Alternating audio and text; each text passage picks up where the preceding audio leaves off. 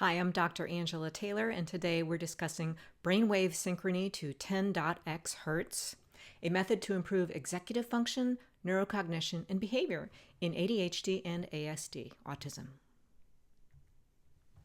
I'd like to acknowledge those who taught me this information, including Geraldine Brosfield, MD, and also Jay Kumar of Wave Neuroscience, and also Kevin T. Murphy, who is from the company PeakLogic.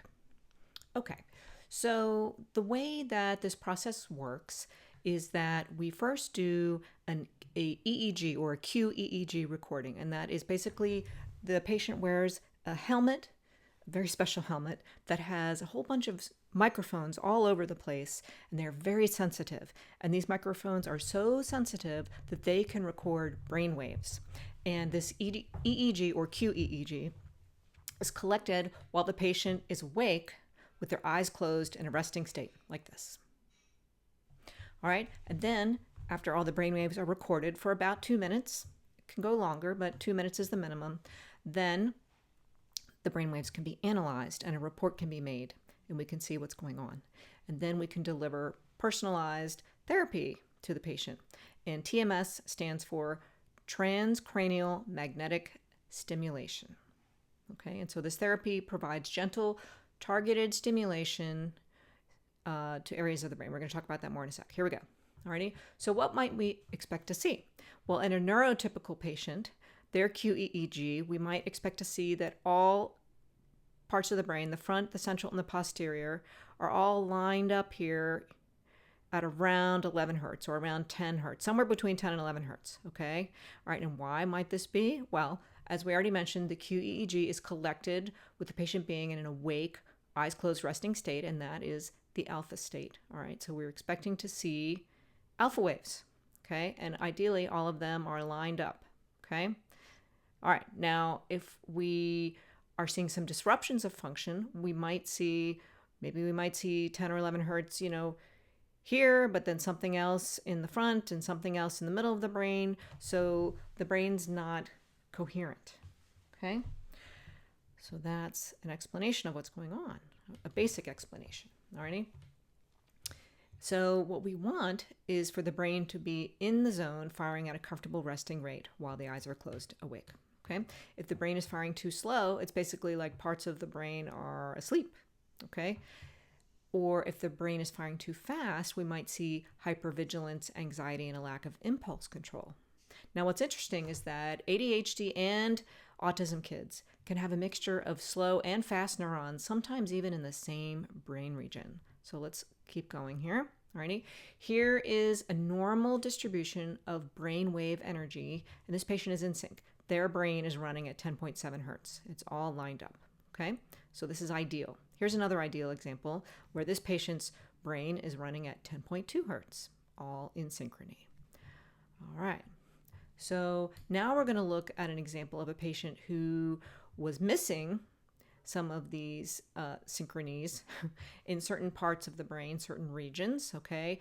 And the signal was applied to their brain at, 10.x, so let's say 10.6, okay? 10.6 hertz was applied to their brain, and it forced the other parts of the brain to march along with these parts. Okay, and so you can see that after 3 weeks of therapy, that these, like this yellow here, is starting to come online, right? Okay, and after 6 weeks, boy, it really is coming online and getting in synchrony with the rest of the brain. Okay, so let's keep going.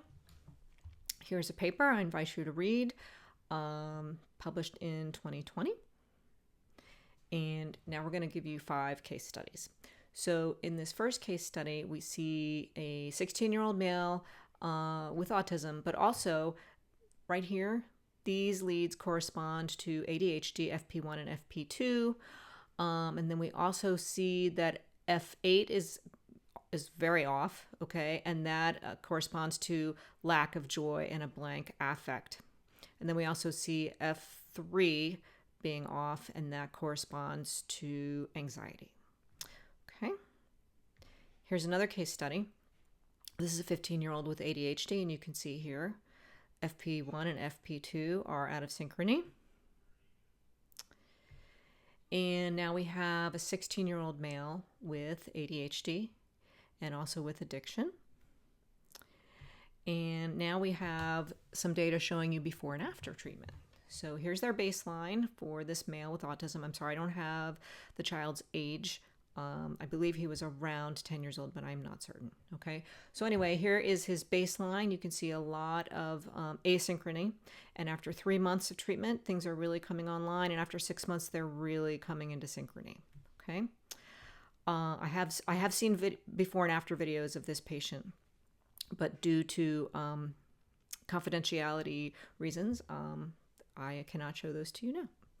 Okay, but this particular patient had actually some pretty high Hertz scores, brain rates in certain regions of the brain, and then that corresponds to anxiety. When the brain is running at 30 Hertz or higher, a patient is likely to have anxiety. And if you can bring the rates down to in synchrony, then you can really help people to reduce their anxiety. So this is what we're seeing here, baseline, and then after 6 weeks of treatment, that the anxiety scores came way down. Okay, and then here is case study 5, our final case study. This is a 14-year-old male with autism, and here he is at baseline, and you can see we're really missing a lot here. Then after 6 months, we're starting to see some synchrony coming in many of the brain regions, and after 8 months of treatment, it got even a little bit better. Okay, so just to let you know, this is what treatment looks like.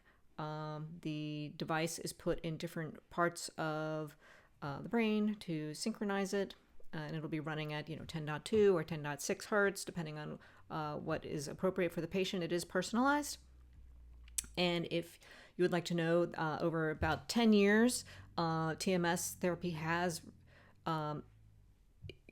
had some evolution.